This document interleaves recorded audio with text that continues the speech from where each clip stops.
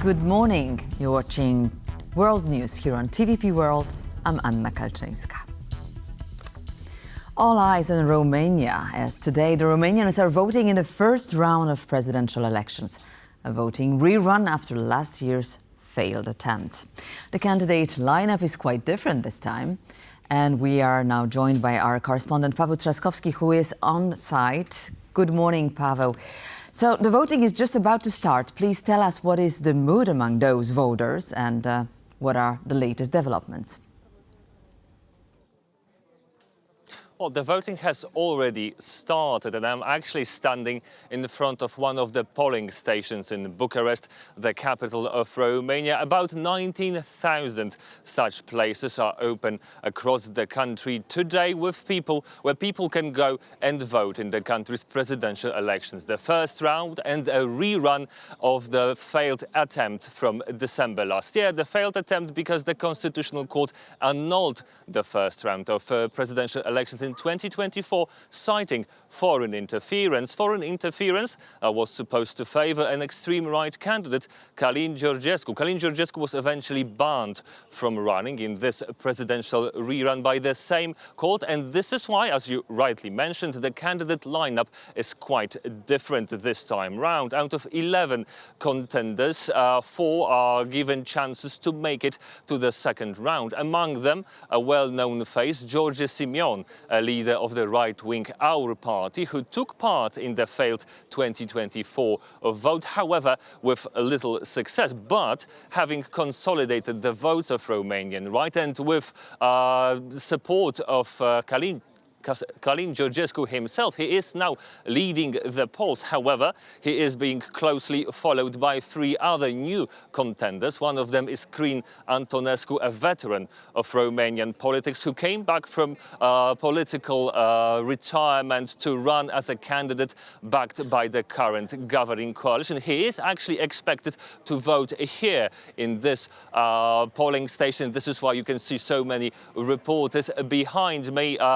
Among the contenders that also are expected to are given chances to make it to the second round are the mayor of Bucharest, Nicu Ordan, and the former prime minister, Victor Ponta. In different polls, they are given the second and third third place on the podium in various configurations.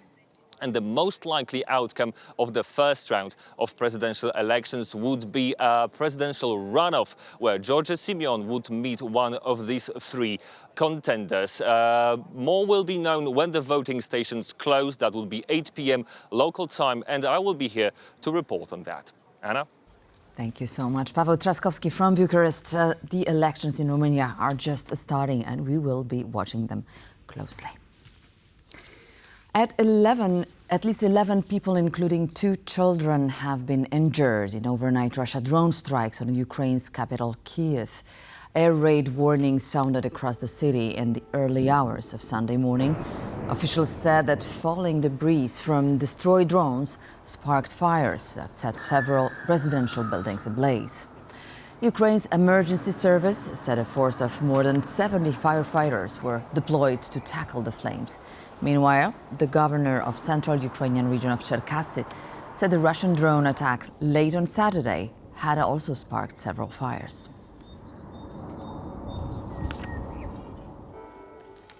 Ukraine has shot down a Russian Su-30 fighter jet using a sea drone equipped with a missile.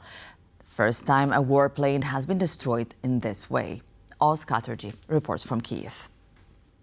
This is probably the first time a combat aircraft has been downed by a naval drone in human history.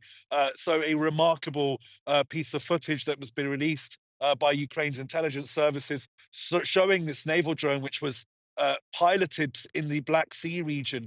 And this fighter bomber, this Su-30 Russian naval fighter bomber, was quite close to the Crimean Peninsula and the Russian mainland when this attack took place. So this is quite an escalation in Ukraine's capabilities using unmanned surface vessels, otherwise known as naval drones. This does threaten more Russian sorties, aerial bombardment runs that the Russian Air Force conducts routinely over Ukrainian territory, if the Ukrainians can park drones with SAM mounted launchers on their vessels to threaten Russian aviation, that's going to be something very, very beneficial to the Ukrainians, not just on the front lines, but across the country where we've seen so many of these devastating Russian attacks on civilian infrastructure. Ukraine is ready to move towards an immediate 30-day ceasefire if Russia is ready to match the initiative with a complete pause in fighting. President Volodymyr Zelenskyy said in his nightly address on Saturday, the Ukrainian leader said Moscow's military activities instead indicated that President Putin had no real interest in peace.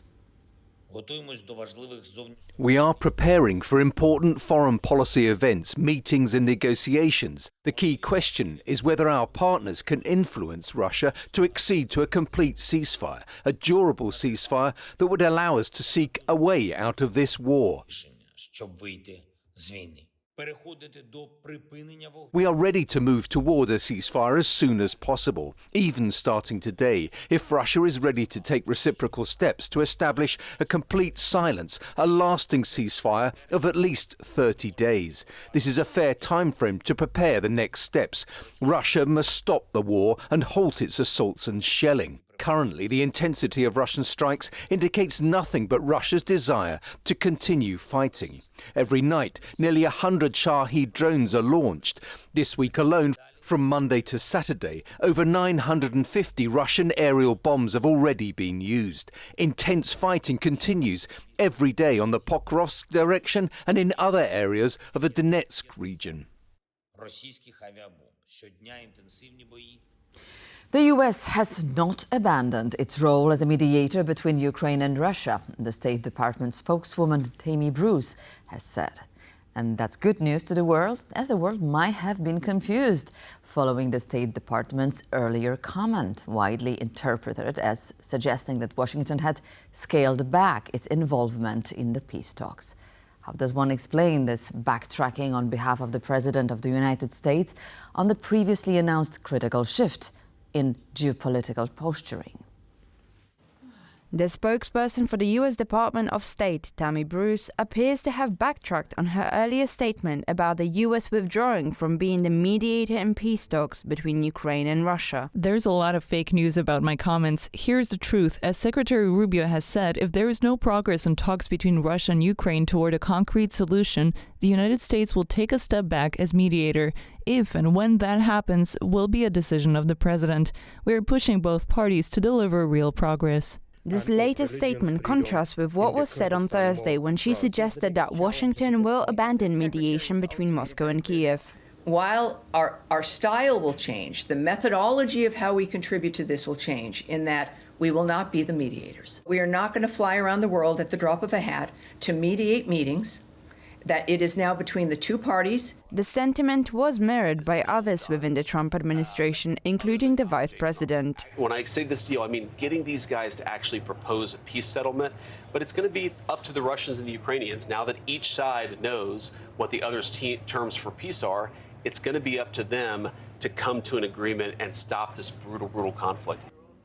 The warning signs that the US's commitment to a ceasefire is beginning to quiver came as early as mid-April, following the high-level talks on Ukraine hosted by French President Emmanuel Macron in Paris. Speaking after the summit, US Secretary of State Marco Rubio alluded to Washington's growing frustration. We came here yesterday to sort of begin to talk about more specific outlines of what it might take to end a war, to try to figure out very soon, and I'm talking about a matter of days, not a matter of weeks, whether or not this is the war that can be ended. If it's not possible, if we're so far apart that this is not going to happen, then I think the president's probably at a point where he's going to say, well, we're done. The US President Donald Trump vowed to achieve a ceasefire within 24 hours of taking office. With a lack of an agreement in sight, the US chief appears to be growing increasingly more frustrated. If for some reason one of the two parties makes it very difficult, we're just going to say you're foolish, you're fools, you're horrible people, and we're going to just take a pass. With some observers suggesting that Trump's frustration with prolonged ceasefire negotiations was predictable. There were already clear signs that American patience will not stay forever, that Americans want a quick deal, They want results very quickly. This is the standard operating procedure of the Trump administration and of Donald Trump himself. His officials come in and say, oh, we're going to solve everything in 24 hours or 48 hours. And then when they actually face the reality that conflicts are very difficult to resolve, then they stomp their feet. For TVP World, Zuzanna Jurek. 100 days into Donald Trump's presidency, peace in Ukraine remains a distant mirage. With Russia's demand mounting and no clear sign of coming to the table, many are wondering what to expect going forward. Our guest on TVP World, Roland Frondenstein, says that the minerals deal does not provide any guarantees for Ukraine and sees a U.S. disengagement as remaining a real possibility. Well, let's be realistic. I mean, so far the reintroduction of intelligence sharing and military assistance is not a long-term commitment. In the minerals deal, it is only said that the United States basically approves of a peaceful Ukraine, and it kind of labels Russia as the aggressor, but there is no clear language, neither in the minerals deal nor in any other statement from Washington, that quantifies and qualifies American assistance to Ukraine with hardware, with intelligence, with other kinds of support. So is the Kremlin strategy working to wear the West out? It's too early to say, honestly. Putin's hope is clearly that the United States walks away in frustration and then at some point stops or supporting Ukraine or significantly decreases its support. And let's remember that this was actually a campaign promise by Trump, is to actually alleviate the burden on the American taxpayer, which means nothing else than stopping to support Ukraine. Warren Buffett has announced his decision to step down as the CEO of Berkshire Hathaway conglomerate. At the end of the year, the vice chair of the company, Greg Abel, will take over.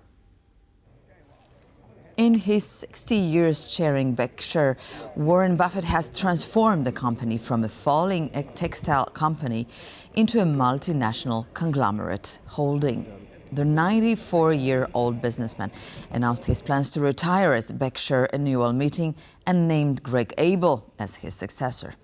Buffett added that he has no intention of selling any of his shares in the company.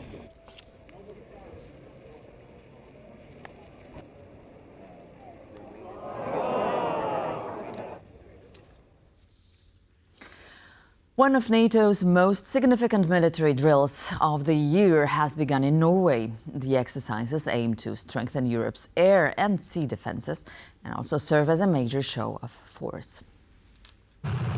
This week, the skies and seas of Norway's northwest coast are the stage for the formidable Shield, NATO's largest maritime air defense and missile exercise in Europe this year.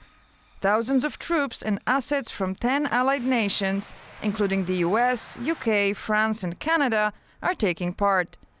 Drills will involve a series of live-fire rehearsal events against subsonic, supersonic and ballistic targets involving multiple allied vessels, ground forces and aviation forces from participating nations. Over land and sea, advanced systems like NASAMS, Nomads and HIMARS are being tested against a range of targets. Fighter jets, including F-35, will also join in these high-precision exercises. The exercise is both large and important. It helps train protection against advanced air threats and ensures a strong Allied presence in Norwegian areas. The drills are a powerful demonstration of military strength and run through May 10th before moving to Scotland's Hebrides for the next phase. And with that, we conclude this edition of World News, but please don't go away. Stay tuned to TVP World for continuous coverage.